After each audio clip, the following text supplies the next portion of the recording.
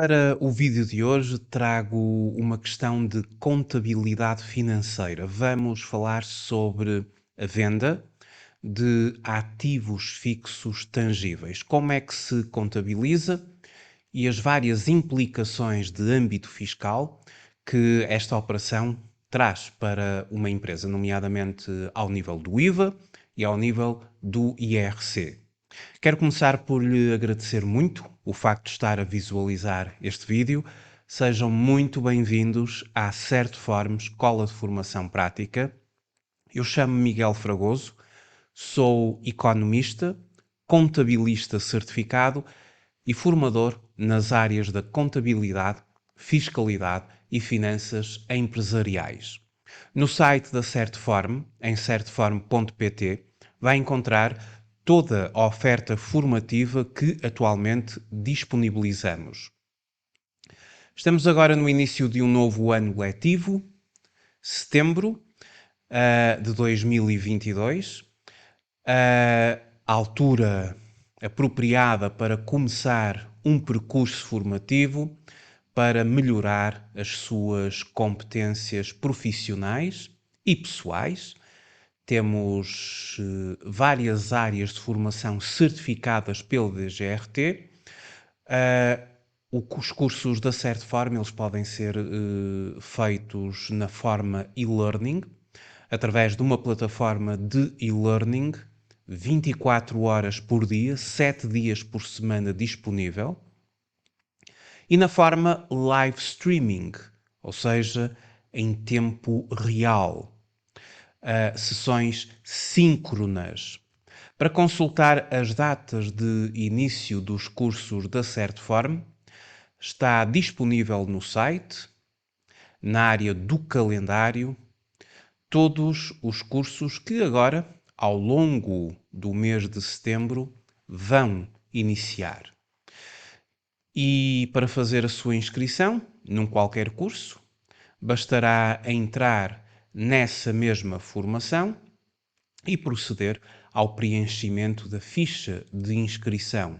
Por exemplo, se quiser fazer a sua inscrição no mini MBA em Gestão Financeira e Contabilidade Empresarial, um exemplo, pode aceder ao curso, tem toda a informação disponível e, no final de toda a informação sobre a formação, sobre o percurso formativo, encontrará a ficha de inscrição para que possa inscrever-se na formação. Ao preencher a ficha de inscrição, receberá depois elementos adicionais. Também nos pode colocar todas as questões que assim entender, todas as suas dúvidas, através dos nossos contactos ou através do geral@certform.pt. Vamos então agora falar sobre um tema de contabilidade financeira: a venda de ativos fixos tangíveis. Na contabilidade, uma empresa usa ativos fixos tangíveis, eles estão enquadrados no balanço, na área do chamado ativo não corrente. E vamos supor que uma determinada entidade resolveu vender um elemento dos seus ativos fixos tangíveis. Este elemento foi comprado em 2016 por 40 mil euros. E as suas depreciações acumuladas até ao momento da alienação eram de 28.560. Ou seja, esta entidade está a utilizar uma taxa máxima de depreciação que é praticada anualmente.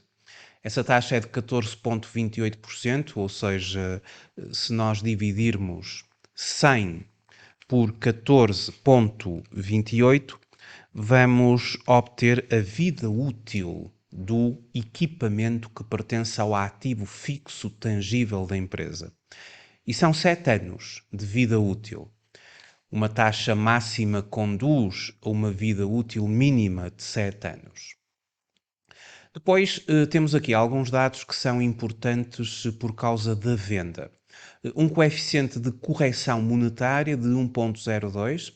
Este coeficiente é o coeficiente que nós utilizamos para valores de aquisição de 2016. E depois temos o valor da venda, que foi realizada em 2021 e foi vendido por 20.000 euros. Temos aqui um dado, é que a empresa vai optar pelo reinvestimento do valor de realização, ou seja, a empresa vai utilizar o valor da venda, o valor que vai receber desta operação, pela alienação, pela venda do ativo fixo tangível, na aquisição de outro elemento para que, assim, esse novo elemento possa dar continuidade às funções dos ativos fixos tangíveis da empresa. Isto chama-se um reinvestimento, ou seja, aplicar o valor da venda na aquisição de um ativo fixo tangível, de um ativo intangível, reinvestimento esse que está previsto no artigo 48 do Código do IRC, mas já iremos analisar a questão fiscal. Comecemos pela questão contabilística. Vamos ver como é que se contabiliza esta operação. Em 2021, a empresa vendeu por 20.000 euros um determinado equipamento registado nos seus ativos fixos tangíveis, ou seja, um imobilizado, que havia sido adquirido em 2016 pelo valor de 40.000 euros. Como é que se contabiliza esta questão? Bom, a primeira coisa que nós temos de ver é o seguinte. Nós aqui vamos ter 3 fases para contabilizar esta operação. Em primeiro lugar, nós temos de saber, neste momento, ou seja, em 2021, a quando da alienação, da venda, como é que este item está registado na contabilidade.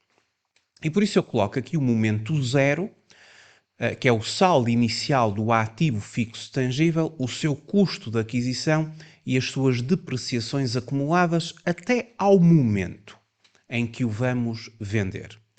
E nesse ponto 0, o ativo fixo tangível ele está registado na conta 43 ativos fixos tangíveis.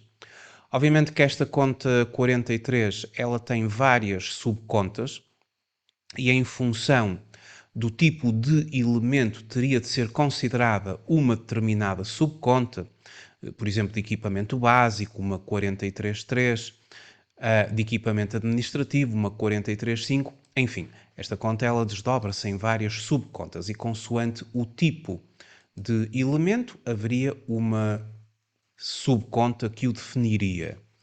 Então nós temos aqui 40.000 euros no ponto 0, ou seja, no momento em que se procede à alienação, o ativo está registado ao seu custo histórico por 40.000 euros, mas ao longo dos anos ele tem vindo a ser depreciado e a verdade é que nós já fizemos várias depreciações, porque ele foi comprado em 2016, é vendido em 2021.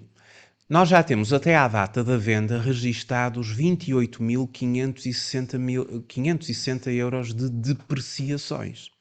E essas depreciações elas estão acumuladas a crédito da conta 438, que é a conta de depreciações acumuladas. É aqui que todos os anos se registra a cota parte da depreciação, ou seja, 14,28 vezes 40.000 euros, e até à data, nos anos de uso deste equipamento, já acumulou 28.560 euros de depreciações acumuladas. Estão todas acumuladas.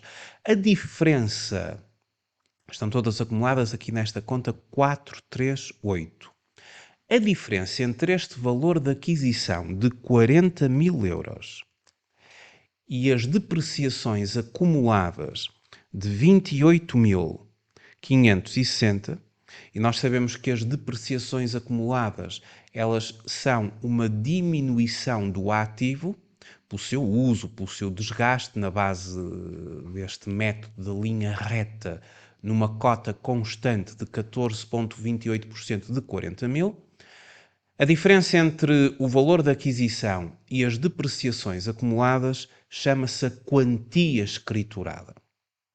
Efetivamente, este equipamento, se nós fôssemos ao balanço da entidade, e se esta entidade somente tivesse este equipamento, em ativos fixos tangíveis, estaria a figurar no balanço pela diferença entre o seu valor de aquisição e as suas depreciações acumuladas, a chamada quantia escriturada. É assim que os ativos fixos tangíveis, eles figuram no balanço da entidade. É pela quantia escriturada, a diferença entre o valor de aquisição e as depreciações acumuladas. Agora, vamos ao momento em que o ativo é vendido. Ele é vendido por 20 mil euros. Quando nós vendemos este elemento, convém verificarmos se com esta venda vamos obter uma mais ou uma menos valia. E para tal fazemos uma fórmula denominada a mais-valia contabilística, que nada mais é que o valor de venda ou valor de realização menos a quantia escriturada do equipamento, do elemento. E claro que se deste valor resultar um valor positivo, significa que eu estou a vender por um valor superior à quantia escriturada daquele elemento, eu vou ter um ganho. Caso daqui resulte um valor negativo, significa que eu estou a vender por um valor inferior à quantia escriturada, logo vai resultar da fórmula menos um determinado valor, o que é uma menos-valia. Mas daqui nós obtemos uma mais-valia, porque o valor de realização, que é o valor de venda, é de 20 mil euros. O equipamento tinha sido adquirido por 40 mil, aos quais subtraímos as depreciações acumuladas, ou seja, a quantia escriturada. Esta 40 mil menos 28.560 são 11.440. E, portanto, 20 mil euros de valor de venda menos 11.440, temos aqui 8.560, que é um valor positivo. Portanto, esta operação gerou uma mais-valia.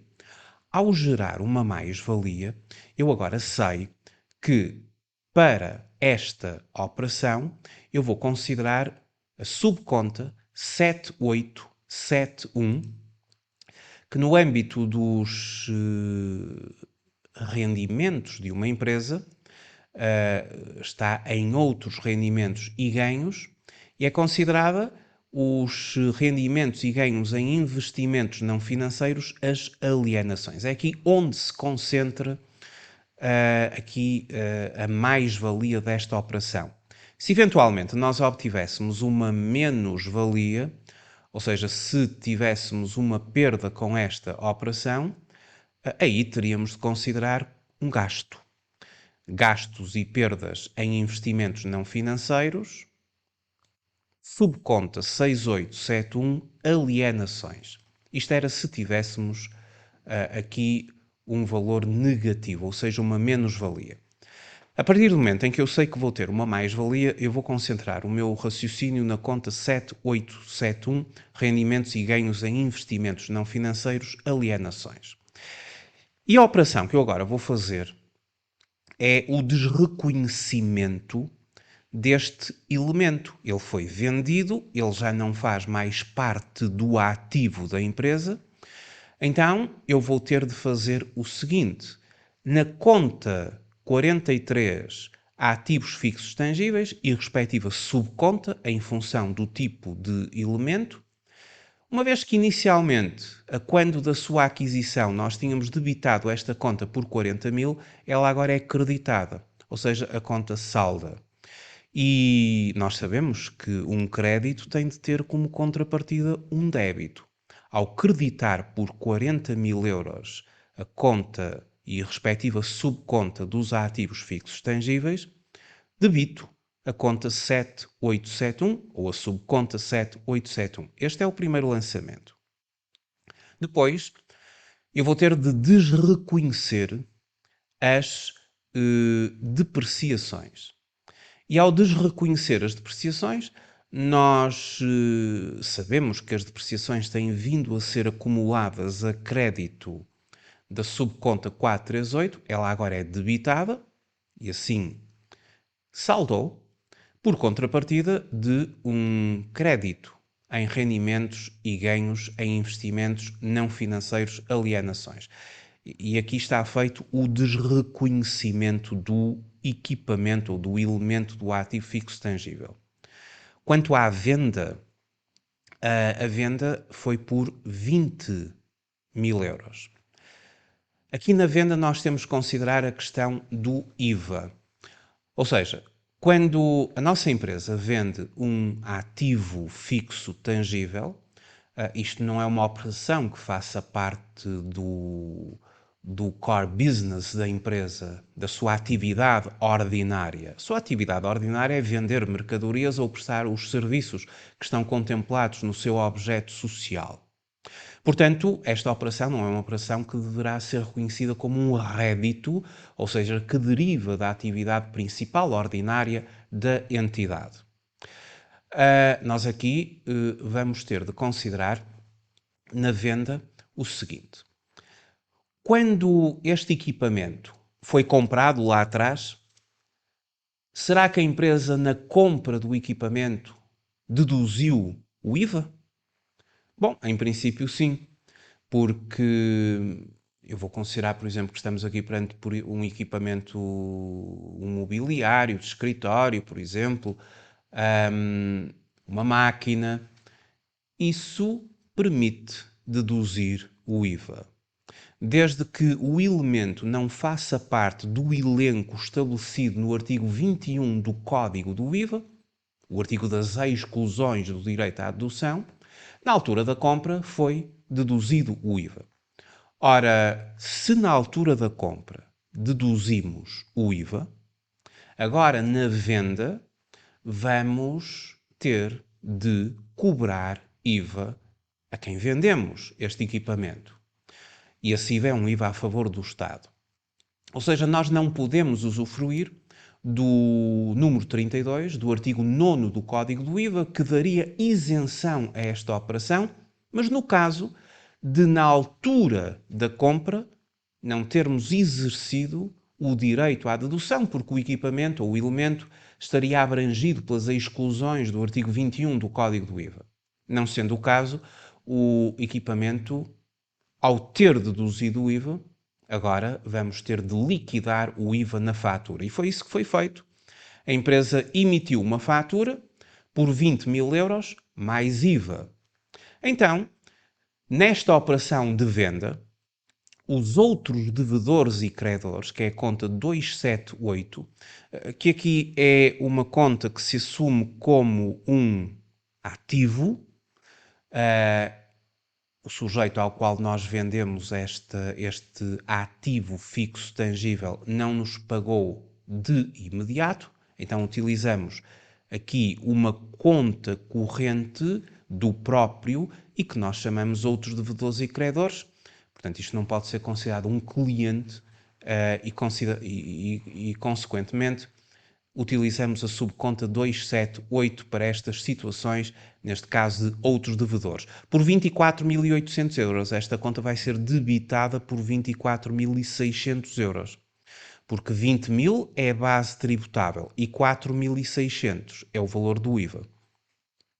A contrapartida deste débito resulta num crédito em subconta 7871, alienações, e o nosso IVA liquidado a favor do Estado, que resulta aqui num passivo, numa dívida, para com o Estado, através da conta 2433, IVA liquidado.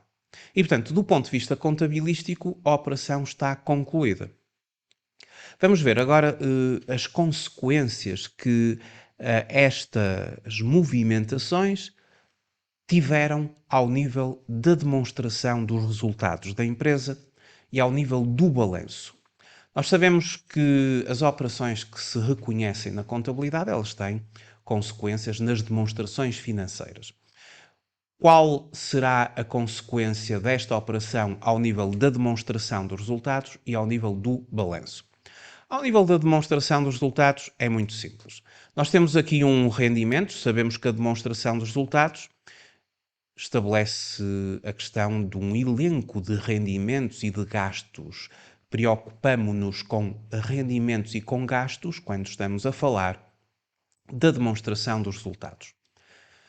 Esta subconta 7871, ela apresenta-nos um saldo e tem um saldo credor, uma vez que os valores a crédito são superiores aos valores a débito. O saldo credor, vê-se bem aqui, é de 8.560. O valor o total dos valores a crédito, o total dos valores a débito, a diferença dá aqui a tender, a balança ali a tender para o lado do crédito, o crédito 8.560, o que desde já é o valor da mais-valia, porque esta conta espelha a mais-valia contabilística. Ao nível da demonstração dos resultados, o saldo credor desta conta figurará na demonstração dos resultados na área dos outros rendimentos. A rúbrica de outros rendimentos espelha 8.560.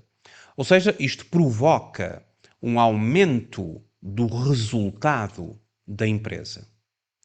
Claro que haveria aqui sempre a alíquota tributária que teríamos de considerar na formação do resultado líquido.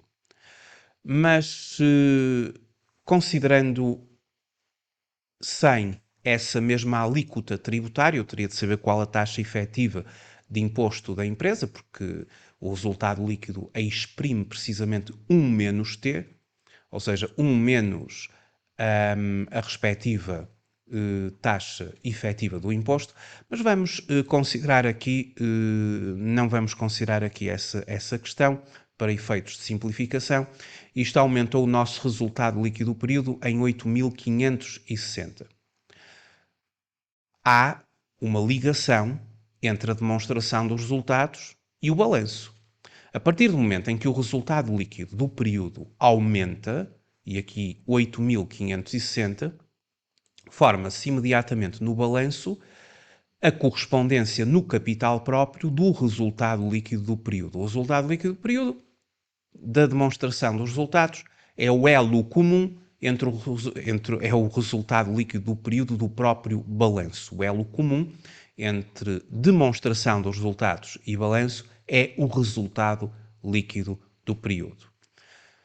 Mas ao nível, já vimos as consequências ao nível da demonstração dos resultados.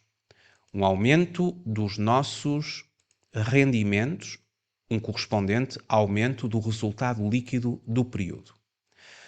A nível de balanço, este aumento do resultado líquido do período provoca um aumento do capital próprio da empresa, porque o resultado líquido do período ele está dentro do capital próprio da empresa. Mas para manter a equação fundamental do balanço, eu diria que esta operação provocou uma diminuição do nosso ativo fixo tangível em 11.400 euros, ou seja, esta empresa, ao ter desreconhecido os ativos fixos tangíveis, os mesmos provocam uma diminuição de 11.200 euros. O valor da quantia escriturada, ela efetivamente era de, vamos só confirmar, 40.000 euros menos 28.560 são, na verdade, 11.440 euros. Portanto, há aqui uma diminuição de 11.440 euros em termos de ativos fixos tangíveis, acompanhada de um aumento de 24.600 euros em outros créditos a receber e um aumento do nosso resultado líquido do período em 8.560. Isto é a consequência direta no balanço. E claro, não esquecer que no passivo da empresa, concretamente no passivo corrente de curto prazo, há um aumento da dívida para com o Estado em 4.600 euros. Ora, se nós somarmos aos 24, agora no ativo, aos 24.600, subtrairmos os 11.440 da diminuição que este desreconhecimento provocou no ativo, nós temos um total do ativo de 13.160 e se somarmos o valor do capital próprio com o passivo, temos os mesmos 13.160. Equação fundamental do balanço mantida, e tem que ser mesmo assim, esta equação ela tem que ser mantida como é lógico. Ou seja, o total do ativo é igual ao passivo mais o capital próprio. Ou o total do ativo é igual ao capital próprio mais o passivo, equação fundamental do balanço. Agora, para concluir, vamos ver as questões fiscais. Em termos fiscais, nós temos aqui uma questão de IVA e temos uma questão de IRC. Começando pelo IVA, quando é feita a venda e a emissão da respectiva fatura, surge-nos aqui o facto gerador e depois a exigibilidade do imposto e, portanto, este imposto terá de ser pago, o IVA, através da declaração periódica do IVA. Ao preencher a declaração periódica do IVA, a entidade, no âmbito desta venda, deve, na declaração periódica do IVA, utilizar o campo número 3 para inscrever o valor da base tributável de 20.000 euros e o campo número 4 será o respectivo IVA de 4.600 euros. Está assim declarada esta operação. No entanto, devido ao artigo 42 do Código do IVA, vamos aqui rapidamente ao artigo 42 do Código do IVA, o conceito de volume de negócios.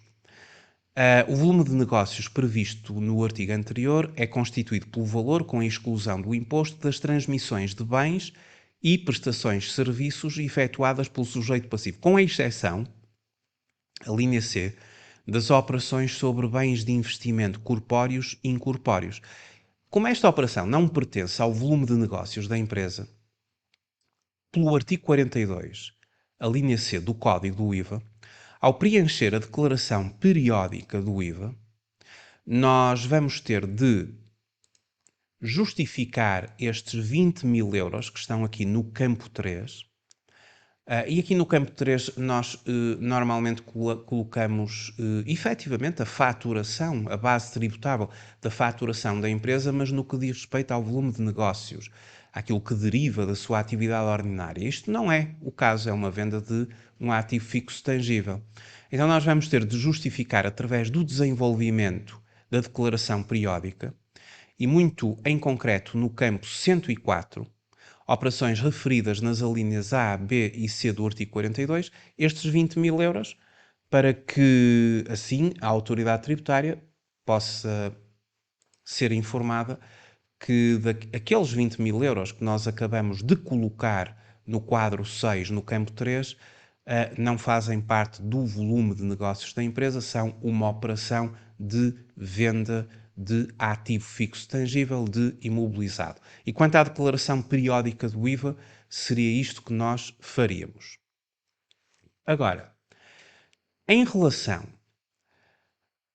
à questão do IRC, e para concluir, nós obtivemos uma mais-valia contabilística que foi obtida na contabilidade e temos de calcular uma mais-valia fiscal.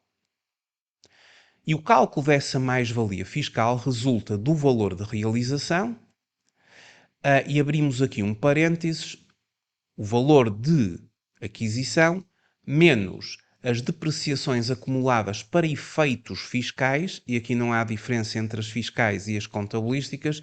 Na mais-valia contabilística consideramos depreciações contabilizadas, na mais-valia fiscal, depreciações fiscalmente aceitas, mas aqui não há diferença entre umas e outras, neste caso concreto. E esta diferença será corrigida por um coeficiente de desvalorização da moeda. Eu apliquei toda a fórmula, multipliquei por 1,02, que era o coeficiente de correção monetária, e obtive 8.331, que é o valor da mais-valia fiscal. E agora vamos ter que resolver isto em termos de IRC. Em termos de IRC, não será considerada a mais-valia contabilística. Não releva, para efeitos de tributação, a mais-valia contabilística. E como não releva para efeitos de tributação, e sabendo eu que está integrado no resultado líquido da empresa, ainda agora vimos que nos resultados da empresa esta venda provoca um aumento dos mesmos, mas isto não é relevado para efeitos fiscais. Logo, para efeitos fiscais, nós teremos na declaração modelo 22, quando se entregar a declaração modelo 22 desta empresa, vamos ter de fazer um ajustamento fiscal a deduzir ao resultado, porque o valor foi, digamos que provocou na contabilidade um aumento do resultado. Mas como não releva para efeitos fiscais, vamos anular o seu impacto e, como tal, vamos proceder a uma dedução desta mais-valia contabilística. E nós temos aqui no modelo 22, no campo dos ajustamentos fiscais a deduzir, o campo 767, onde nós fazemos as deduções das mais-valias contabilísticas, 8.560. Portanto, foi anulado com esta dedução o impacto do aumento que os rendimentos tiveram na formação do resultado na contabilidade. Fizemos aqui esta correção para efeitos fiscais, uma vez que o valor da mais-valia contabilística não releva para efeitos de tributação. Mas então o que é que releva para efeitos de tributação? É mais-valia fiscal. Aquela que é calculada nos termos do artigo 46 do Código do IRC, com o coeficiente de desvalorização da moeda. Há aqui uma opção que o contribuinte faz pelo reinvestimento, ou seja, ele compromete-se em reinvestir estes 20.000 euros durante o período que está contemplado também no artigo 48 do Código do IRC, e face a este compromisso, e também no que diz respeito ao artigo 48 do Código do IRC, tendo-se comprometido ao reinvestimento, ou até feito o reinvestimento já no ano, mas há um prazo que está no artigo 48, é dado ao sujeito passivo o benefício de apenas ser tributado por 50%, por metade da mais-valia fiscal. É o benefício por assumir o reinvestimento completo, total, do valor de realização na aquisição de ativos fixos tangíveis ou de ativos intangíveis, de ativos biológicos, enfim, dentro daquela linha dos ativos não correntes. Ora, eu vou dividir este valor por 2, não vou ter de o acrescer na totalidade. Eu acresceria este valor de 8.331 na totalidade, seria tributado na totalidade, caso não existisse a intenção pelo reinvestimento, mas existe, ou até foi mesmo realizado já no ano, em concreto. Logo, vamos dividir este valor por 2. Ora, 8.000 331,20 a dividir por 2, o que dá 4.165,60, e é esse o valor que vai relevar para efeitos de tributação. Então vamos à declaração modelo 22, e na declaração modelo 22 nós agora vamos nos concentrar nos ajustamentos a acrescer, ou seja, aqueles que relevam para efeitos de tributação, aqueles que aumentam o nosso valor tributável, o nosso lucro tributável. E no final destes ajustamentos fiscais a acrescer, aqui no quadro 7, nós temos um campo específico para esta matéria, que é o campo 740, um ajustamento fiscal a acrescer que corresponde a 50% da diferença positiva entre mais e menos valias fiscais com intenção expressa de reinvestimento.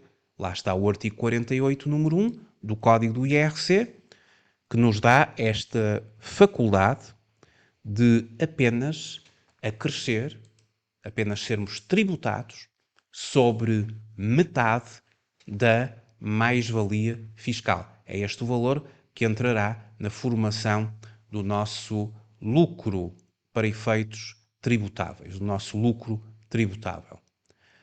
E, portanto, estão então vistas as principais questões desta operação.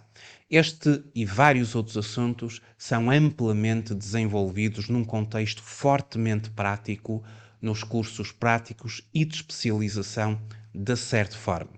Se quiser, de facto, obter conhecimentos na área da contabilidade, da fiscalidade, das finanças empresariais, da gestão de negócios, apostar na sua formação contínua, consulte o site da Certform, certform.pt, e vai efetivamente encontrar uma ampla oferta formativa, e muitos dos cursos irão, de certo, ao encontro das suas necessidades formativas. É que investir na formação profissional de qualidade é o maior investimento que podemos fazer em nós mesmos.